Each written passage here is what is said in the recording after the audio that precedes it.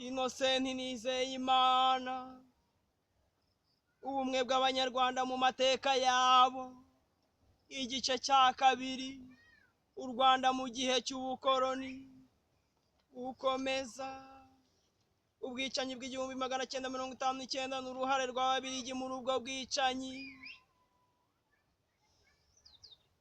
Nyamara reka mbere ku rugero rw'ishyaka riciye mu nzira itagira amakemwa Parime Hutu, rirasaba demokarasi nyayo no kubumbira hamwe abanyarwanda ku buryo budasubirwaho. Iryo shyaka bararibeshyera ngo ryanga umwami w'u Rwanda.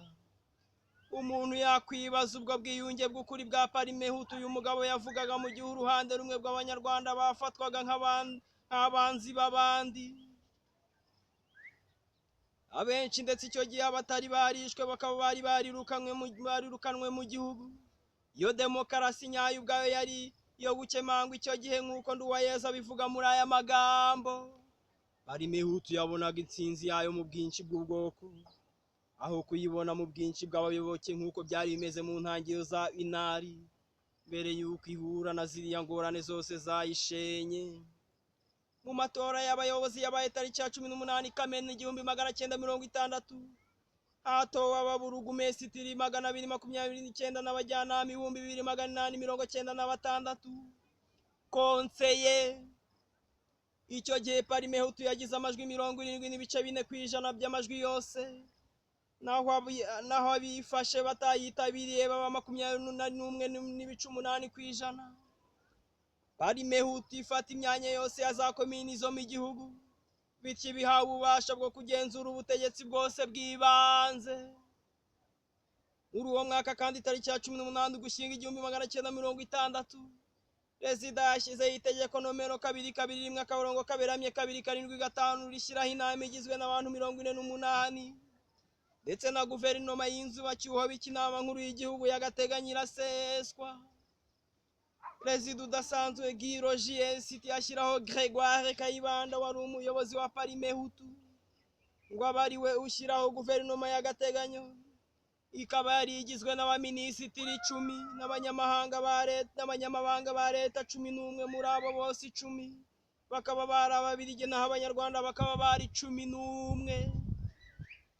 Abari bagize iyo guverinoma ya mbere akaba ari aba bakurikira: uwa mbere, Minisitiri w'Intebe Gerigori Kayibanda; uwa kabiri, Minisitiri w'Uburezi Gerigori Kayibanda; Sekereteri wa leta muri Minisiteri y'Uburezi Isidori Nzeyimana; uwa gatatu, Minisitiri w'Ubugengagihugu ubutegetsi bw'igihugu Yohani Batisita Rwasibo; Sekereteri wa leta muri iyo minisiteri Charles Lise umuzungu; uwa kane, Minisitiri w'inkiko Anastase Makuza; Sekereteri wa leta muri iyo minisiteri Franciscus Ackerman umuzungu; uwa gatanu, Minisitiri w'umubano w'abaturage Hubert Bovi umuzungu;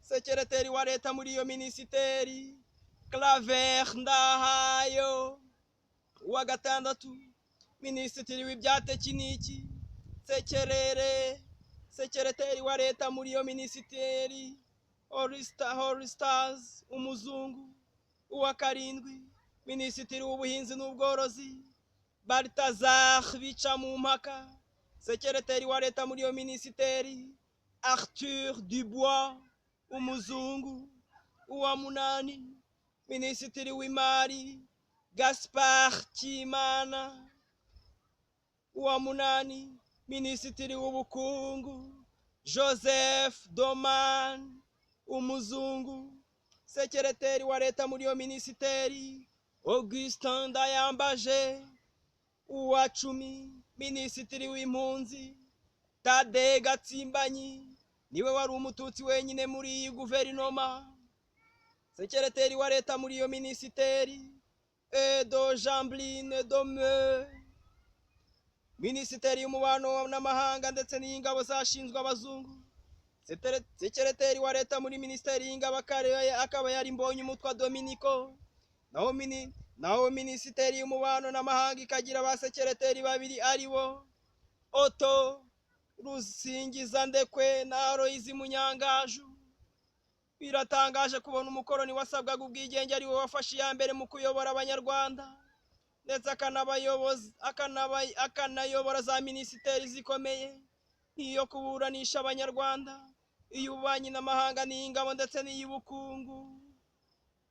Urebye wasanga nta handi byabaye muri Afurika, niba hano ari hake cyane. Ikindi kandi biragaragara ko Kayibanda ari we wari uhawe inshingano zikomeye, kuko yarabaye minisitiri w'intebe ndetse akaba na minisitiri w'uburezi. Biragaragara rero ko imbogamizi zose zashoboraga kubuza Parimehutu kugera ku butegetsi zari zimaze kuvaho. Reka turebe uyu mugabo Kayibanda Gregoire twakomeje kuvuga, wabaye minisitiri w'intebe wa mbere mu Rwanda, ashyizweho n'abakoroni b'Ababiligi uwo ari we.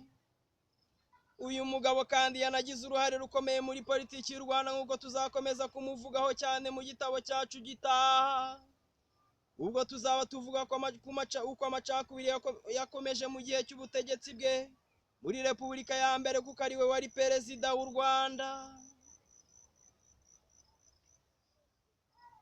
Kayibanda Gregoire ni muntu ki?